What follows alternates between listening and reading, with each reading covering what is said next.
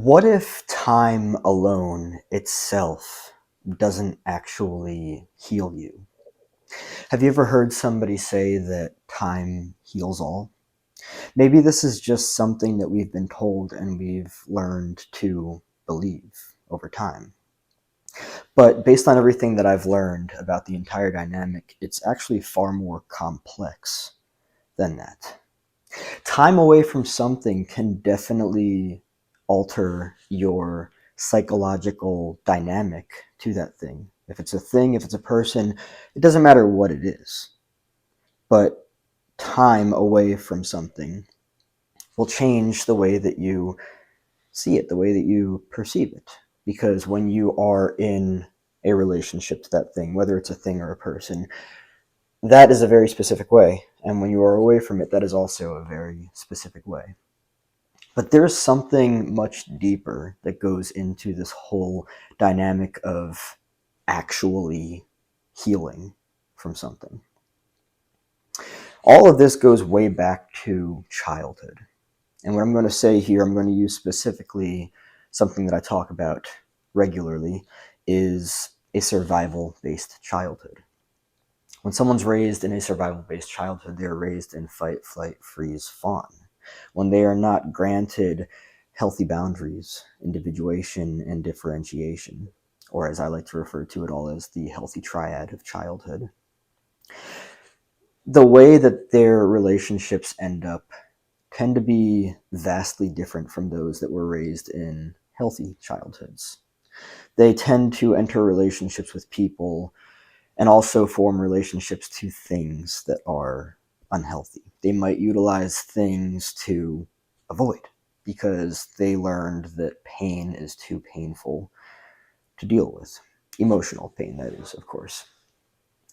And so, as a result of that, they tend to form relationships based around, I'll call it, emotionally unhealthy dynamics. So, this is why you see somebody who, at 20 years of age, has unhealthy relationships, has the belief that time away from that relationship will heal them. And then you see them at 40 years of age with another unhealthy relationship. Essentially, what they're doing is actually just repeating a pattern. Yes, this is a massive theme of repetition compulsion from an unhealthy, survival-based, exceedingly dysfunctional childhood, consisting of a lack of healthy boundaries, a lack of individuation, a lack of differentiation. They just continued repeating the pattern. They didn't do anything to change the pattern in and of itself. They just simply took time away from the person, time away from the thing. But all that that did was brought them temporarily away from the thing. Childhood really shapes us in a very profound way. If we are not aware of the dynamic of repetition compulsion, the act of keeping the comfortable and familiar dynamics of childhood alive, if we're unaware of that, we're just going to continue repeating all of it. So I would say that it's more than just time away from someone or something that does the healing process. I would also say that there's this entire dynamic of recognizing your childhood marring and scathing for what it was, recognizing your repetition compulsion, recognizing that you utilize both things and people as means of avoidance of emotional pain, rather than going into the pain and understanding it. It's not just time that heals people, because if you don't do anything about the unhealthy dynamic that you find yourself in, if you don't do anything about the subconscious, unconscious repetition compulsion that you've been playing out in patterns for years, for fucking decades, nothing's really going to change. You could take 10 years away from somebody. You'll find the same dynamic in somebody else. This is why when you see somebody at 30 who was married, say, and they got a divorce because the relationship just wasn't working out. 5 years later, 10 years later, you found them married to another person, but it's still the same dynamic. They didn't take the time to reflect on themselves and actually understand why they do what they do, why they hold the relationships that they hold. It's fascinating because when you look at some people, they're essentially dating or married to one of their fucking parents. And when I say that, I mean that metaphorically. They're not actually physically married to them. But because they were used to the fucked up dynamic of their parent, the way that they were raised by their parent, that's what they chase. And I guess you could say that, even if you have a healthy relationship with one of your parents or both of your parents growing up, you're going to attract based on that. We attract based on what it is that we learn. If you see somebody in a fucked up relationship, an unhealthy, dysfunctional, toxic relationship, it's because that's what was normalized to them in childhood. And that in and of itself becomes the repetition compulsion. The body subconsciously, unconsciously says, hey, childhood was fucking chaotic. Let's recreate that in adulthood. In every sense of the word. Relationship is relationship. It doesn't matter what it is. Your relationship to a person, your relationship to a thing, media, consumption, everything.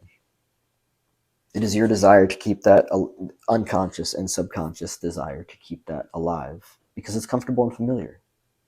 For instance, if you were taught a belief early on, and some people are taught this belief, a lot of people actually, that you are unworthy,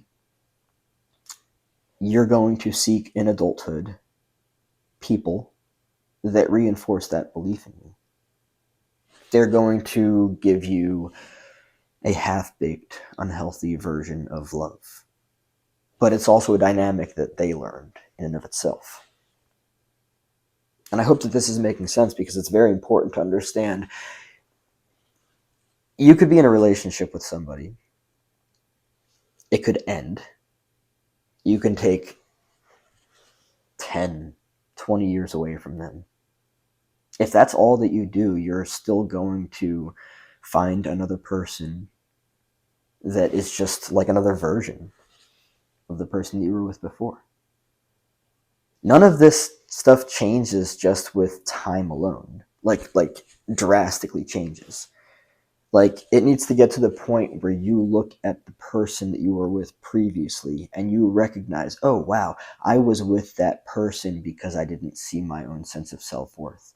Oh, wow, I was with that person because I was raised chaotically. I was raised without healthy boundaries. I didn't individuate. I didn't differentiate. I didn't recognize myself. So many people actually get into relationships because they don't have a wholesome sense of self. They don't really know who they are, and they seek self in other. If you are unaware of that, if you are unaware of the dynamic where you are seeking self in other, and you don't do anything to heal it, you're not all of a sudden just going to have fucking incredible, great, healthy relationships. No. It doesn't work that way. Time will change some things, but the far majority of recognizing, the far majority of changing all of this stuff is recognizing the comfortable and familiar dynamic of repetition compulsion that your body is unconsciously, subconsciously seeking from childhood. Oh, you were raised with a lack of healthy boundaries. You attract people that lack healthy boundaries. Oh, you were raised without individuation. You didn't get to become your own individual that is separate from the family system you were raised in. You didn't get to become autonomous in your thinking, your feeling, and your behaving. You didn't get to differentiate. You didn't get to recognize self and other and the unique differences, the unique contrasts between self and other. And with that, you essentially seeked a very comfortable and familiar lifestyle of dynamic that had you attracted to people that very much paralleled that. Understanding this word parallel, right? It's like that. Repetition compulsion has you, and you could also say mirroring. It's kind of the same thing as parallel. Same thing. Mirroring. Repetition compulsion has you mirroring what was modeled for you in childhood. The comfortable and familiar. There is a model. That model will be mirrored. Always. No matter how fucked up and dysfunctional it is. Just movements of examples that's the way that it works. If you had a healthy childhood, I mean, I guess you could say the same thing for, repetition compulsion. Yeah, you're just going to repeat healthy patterns. That's all. You learned healthy dynamics. You got the healthy boundaries, the individuation, the differentiation. You're going to repeat that in adulthood. Great. You're healthy. This is no shame or guilt to anybody that is emotionally unhealthy. This is just simply seeing it for what it is and recognizing what's actually happening. You can choose to not do a single thing about working on yourself after coming out of a relationship, but nothing's going to change. That's the way that it is. Time is not the only thing that heals you. Looking at yourself and understanding your patterns, understanding your childhood, understanding all of that stuff, understanding why you're attracted to what you're attracted to. Are you attracted to things and people that are fucked up? Okay. No shame, no guilt. You don't have to be embarrassed. It's all about you getting to know you. That's the most important thing here. Understanding why you do what you do is the step forward. Not just, what's the word for it? Abstaining. Why do you do it? Why do you put yourself in relationships with people that are unhealthy? Maybe because you learned a lack of healthy boundaries. You didn't get to individuate. You didn't get to differentiate. And that's why you're attracted to emotionally unhealthy people. Emotionally healthy people have healthy boundaries. They are individuated. They are differentiated. Emotionally unhealthy people, emotionally immature people, it's not good or bad or right or wrong. It's just the way that it is. They lack healthy boundaries. They lack individuation. They lack differentiation. Understanding these things will help you understand that, oh yeah, actually time itself alone does not heal people. It might get you unfamiliar from that thing or that person for a sustained period of time, depending on how long you're away from them. But what you're essentially going to do is just find another thing or person that mirrors whatever this thing or person was and their fucked upness. That's all. That's all it is.